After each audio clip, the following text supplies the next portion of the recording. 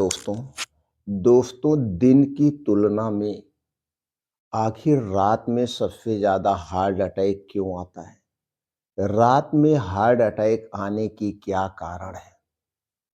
इससे संबंधित कुछ जानकारी आपसे शेयर करेंगे। दोस्तों, हो सकता है ये जानकारी से आपको हार्ट अटैक आने से बचा जा सके, आप बच जा सके। दोस्तों, उसी मेन पॉइंट पे हम आज चर्चा करेंगे।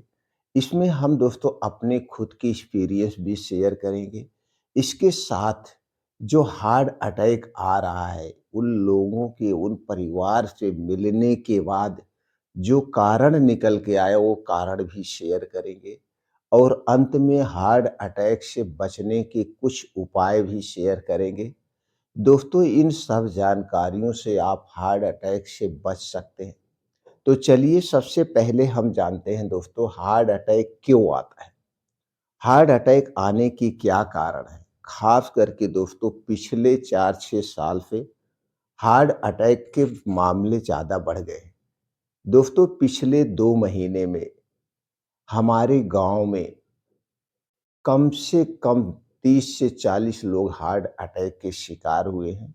और जितने लोग हार्ट अटैक के शिकार हुए हैं, ये सब दोस्तों 50 साल के नीचे थे और 25 साल के ऊपर थे। आखिर अब युवाओं में हार्ट अटैक इतना क्यों आ रहा था? जबकि दोस्तों आज के 60-70 साल पहले गांव में हार्ट अटैक नाम की कोई चीज नहीं थी।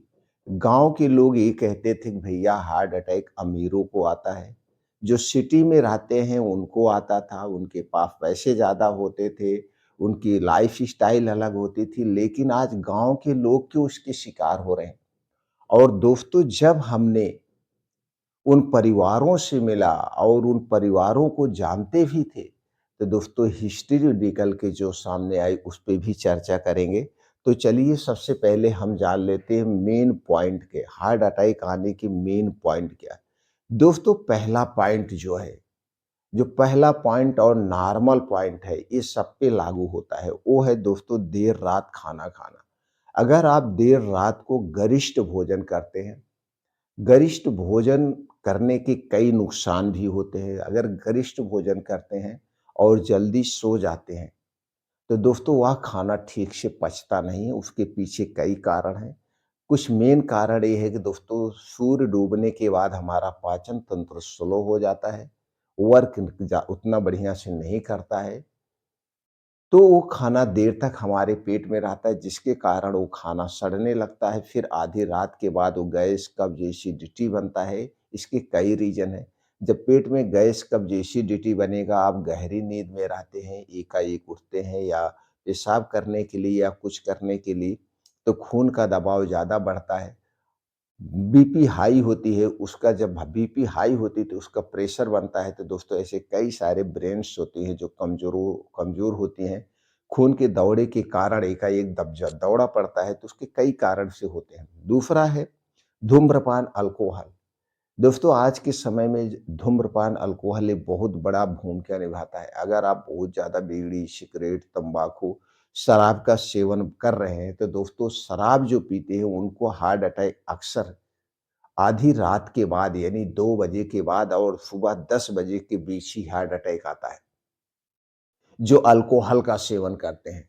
तो दोस्तों इनको अक्सर आता है, क्योंकि जब अल्कोहल पिए रहते हैं तो उसके साथ कुछ कच्ची चीज़ें खाते हैं, फिर घर पे खाना खाते हैं, तो उनको अक्सर एसिडिटी बनती है और सुबह जब सो के उठते हैं तो बाथरूम जाते समय आता है, या फिर दोस्तों लैट्रिन जाते समय आता है, या सुबह जब उनका पेट खाली होता है तो गैस का दबाव बनता है तब आता है। अक्सर आप देख लीजिएगा, नोटिस कर लीजिएगा।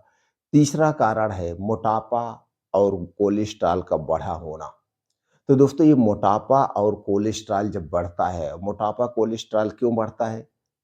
मोटापा क्यों बढ़ता है? दोस्तों जब आप बहुत ज़्यादा तली भुनी चीज़ें खाते हैं, वो भी खास करके बाहर की चीज़ें, तो बाहर की चीज़ें जो भी तली भुनी चीज़ें, अगर वो मीठी चीज़ है, तो दोस्तों वो मैदा, चीनी, रिफाइन या पामोलिन तेल में बनाया जाएगा।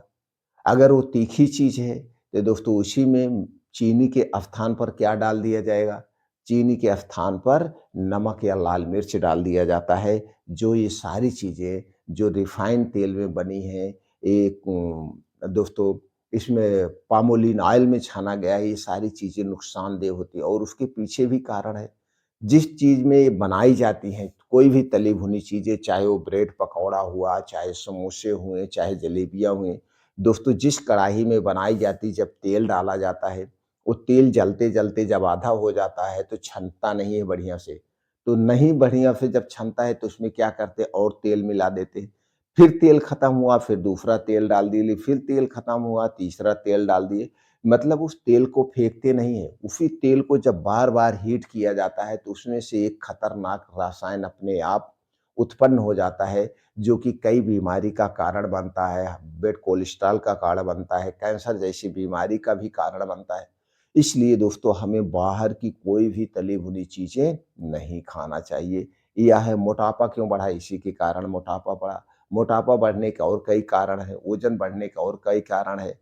बेसमय खाना खाना, अधिक मात्रा में खाना खाना, खाना ठीक से डाइजेस्ट ना हो पाना, या दोस्तों आप अपने शरीर को मेहनत नहीं करते हैं, आपका शरीर निष्क्रिय रहता है, इस कई रीज़न होते हैं।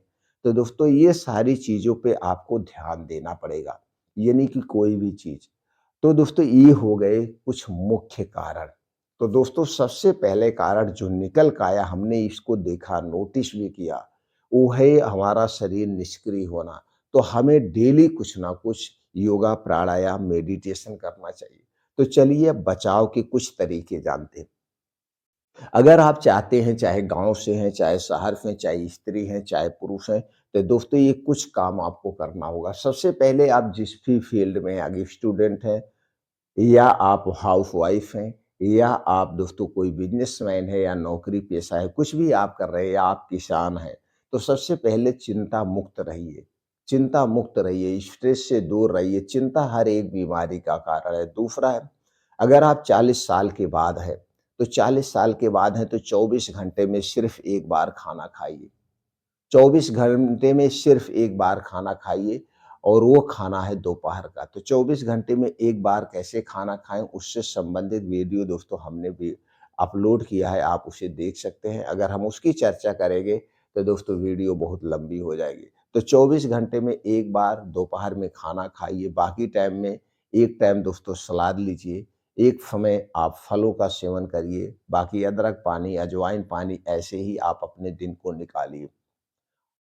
तो देखिए, काफ़ी हद तक दोस्तों हर एक बीमारी से आप दूर रहेंगे। दूसरा है धूम्रपान, अल्कोहल हमें कभी नहीं लेना चाहिए। धूम्रपान, अल्कोहल में हमारे पैसे भी वेस्ट होते हैं और हमारा शरीर बीमारियों से ग्रसित होता है। तली-भुनी चीज़ें, चीनी, मैदा, रिफ़ाइन किए गए तेल से आप काफ़ी दूर हो जाइए। इसे अपने घर में कभी मत लाना और इन चीज़ों से बनी हुई कोई चीज़ नहीं खाना है। और डेली 2 घंटे का समय निकालिए। डेली 2 घंटे का समय निकालिए, वो समय है दोस्तों सुबह का समय।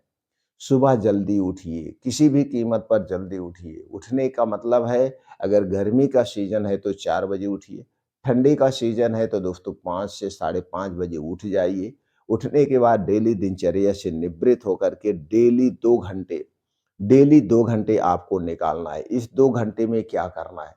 इस 2 घंटे में दोस्तों आपको रोज़ 5 से 6 किलोमीटर का मॉर्निंग वॉक, दंड बैठक, प्राणायाम, योगा, तमाम तरह-तरह की चीज़ें आपको 2 घंटे जम के करना है।